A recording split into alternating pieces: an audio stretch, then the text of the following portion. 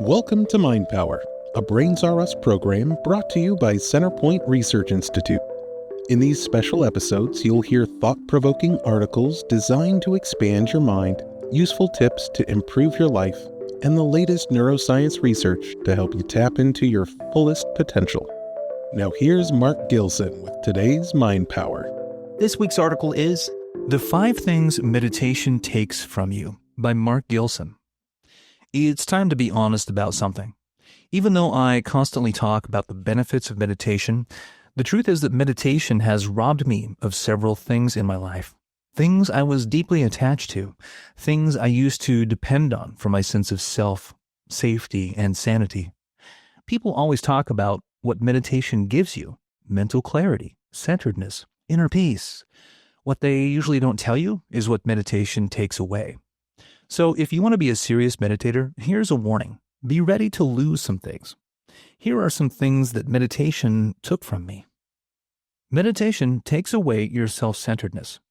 Before I began meditating, I thought mainly of myself.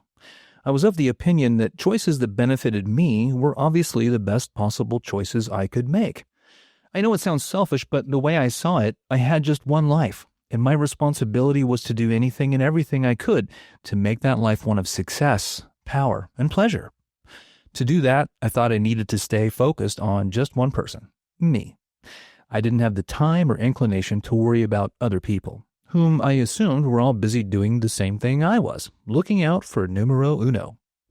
But meditation took that away. It stripped off my blinders and showed me that, surprise, surprise, I was not the only person on the planet. Not only that, but I saw that on a deep level, I was actually connected to every other person, even if I couldn't fully comprehend precisely how. Moreover, some of those other people were struggling and suffering. And for the real capper, meditation showed me I was among them. Yeah, I was suffering too, if only from the self-deluded belief that I was above such problems. When the Buddha, Siddhartha Gautama, first escaped the confines of his luxurious palace, he was almost immediately confronted with suffering.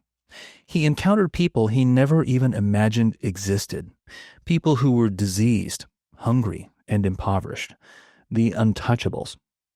This kind of gritty suffering had been hidden from the young prince, who had spent his whole life until then surrounded by beautiful people, handpicked to do his bidding and keep him well insulated from the smellier, uglier, and more traumatizing parts of human life. This singular experience was Siddhartha's first awakening, for it was this moment that compelled him to leave his life of luxury and dedicate his life to finding answers for this kind of suffering, not just for himself, but for all of humanity.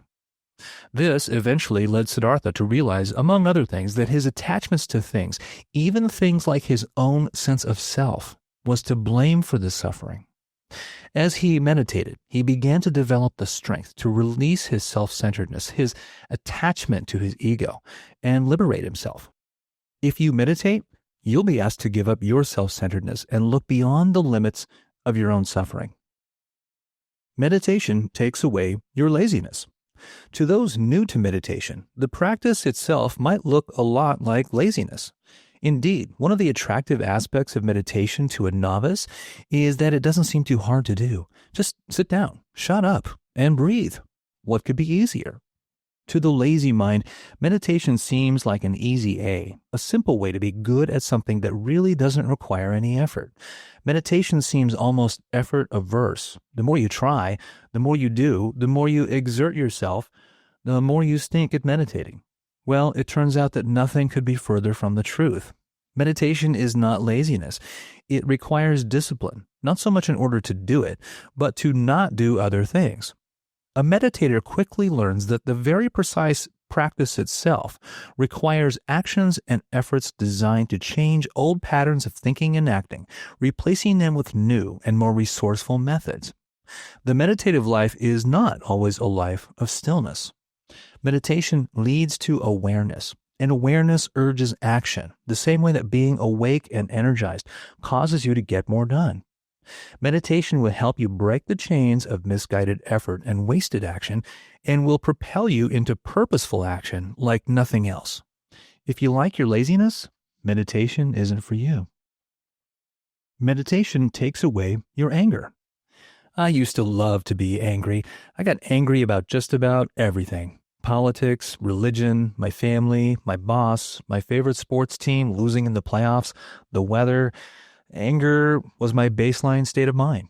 It gave me a strange sense of strength, like I could knock down a wall if I had to. Sure, it affected my relationships and kept me isolated and made me miserable, but so what? That was just another thing for me to get angry about. Anger is not just a feeling, it's a conditioned reaction, and it's highly addictive. Every angry person knows down deep inside that their anger is like the One Ring in Tolkien's famous Lord of the Rings books. Anger is a seductive, powerful, even precious thing, even though it inevitably leads to our ruin and self-destruction. Anger is the destroyer of relationships, the poisoner of hope, the assassin of self-confidence. Despite that, angry people defend their anger, protect it like a treasure, never stopping to wonder why something so seemingly powerful is, in truth, such a fragile and demanding thing. I did not ask to have my anger taken from me. Meditating just took it. I tried to resist. I fought against the loss of my anger. Who was I going to be without it? How would I be able to cope with the injustice and utter stupidity of the world without my anger? As I meditated, my anger faded, and it scared the living hell out of me. Losing my anger felt like being stripped of all my armor. My shield was gone, and there I was at the mercy of the universe with nothing to protect me. At times, it felt like I might just die without my anger. But I did not die. In fact, I felt less fragmented and more whole without my anger. People, friends, came closer again. My sense of humor returned. I slept better. Oh, I still get angry sometimes, believe me. But my anger is not my baseline state any longer. It's just a normal human response and experience. The precious ring of anger has been cast into the fire, and I'm free of it at last. Meditation takes away your impatience. This one's tough. I am not a patient person. So the truth is, I can't say that meditation has removed it from my life. Not yet. This is a work in progress for me, but meditation has opened my eyes to the critical importance of learning patience. Meditators talk of compassion, gratitude, love, and inner peace, but we often forget the incredible value of patience in life. Author Jeanette Oki said, "Impatience makes wise people do foolish things." Impatience is that limbic system reaction that wants it when it wants it, and it wants it now. It can make us crabby and irritable, and it drenches our experience of life in exasperation and tension. Perhaps, worst of all, impatience causes us to sacrifice long-term happiness for short-term gratification. I think that's what Oki meant. The impatient life is a life never satisfied. It's future-focused but present-blind, and it is a most dysfunctional way to live. It's impossible to meditate without learning at least a little patience. Meditation demands that we relinquish our grip on what we think needs our attention, if only for a few minutes. It asks us to turn off that searchlight of our minds that's constantly scanning, seeking, watching, and to just be. For most of us, sitting still isn't easy. There's always something to do, someplace to be, and the clock never stops ticking. Meditation hears no clock and doesn't care where you think you should be going or what you should be doing. It is perhaps the one practice entirely rooted in the now. We spend most of our time mentally traveling to the past or future, but rarely are we truly in that strange land we call the present. Meditation will challenge your impatience and place you smack in the middle of the present moment. It may not be comfortable at first, but let's remember this. The present is where the power is. Meditation takes away your stories. What's your story? Stories are useful things. They contextualize our experiences in life and help us make sense of a sometimes senseless world.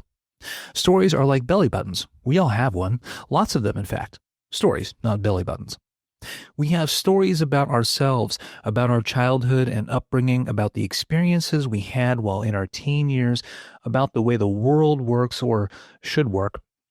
We form stories about religion, relationships, politics, and even other people. And then we weave these stories into a larger narrative that comes to define our sense of self and the world around us.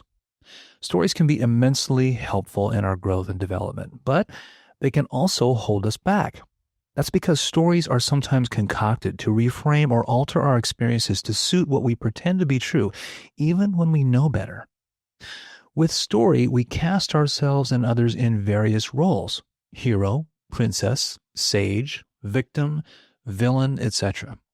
The more we tell our stories, the more attached to them we become. We begin to identify with our stories until they begin to define us. Eventually, our stories can even replace reality. This can be a serious problem because stories are often myths that don't serve us. There's what happens in life, and then there's the meaning we apply to it. That's story making. We devise tales about almost everything we experience, and with time, a kind of history of our lives emerges. This is often a history told backwards that keeps us trapped in a narrative that's damaging. My life's hard because my mom left when I was little, because she didn't love me, because her mom didn't love her, because her mom was a drug addict, because she was being abused by her husband, because he lost his job, because.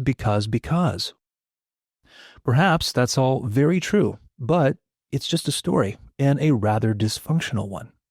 Even though we become very attached and defensive about our stories, it's often those very stories that cause us to suffer and stagnate in our growth. So meditation will do something you won't like at first.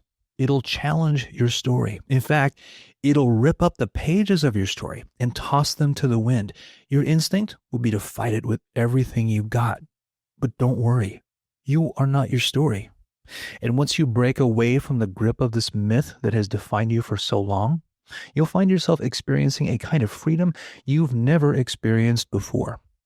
This alone is worth the effort of meditation to finally rid yourself of a limited narrative and reclaim your authenticity as the creation of the now, not of the past. It's immensely empowering. Your story matters, but don't let it define you. Can you handle what meditation will take? Meditation will give you many life-changing benefits, but are you ready for what it will take?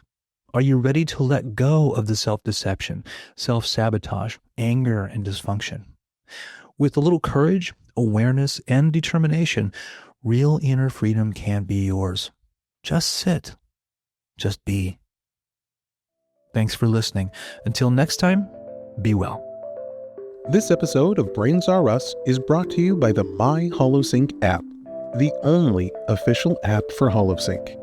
Enjoy quick daily brain-enhancing meditations, long-form HoloSync radio stations for up to 8 hours of continuous brainwave states, easily access all of your HoloSync suites and courses, and listen to more Brains R Us podcast episodes, all from your favorite device. Head on over to holosync.app/podcast26 right now to claim a free 7-day premium trial, no credit card necessary.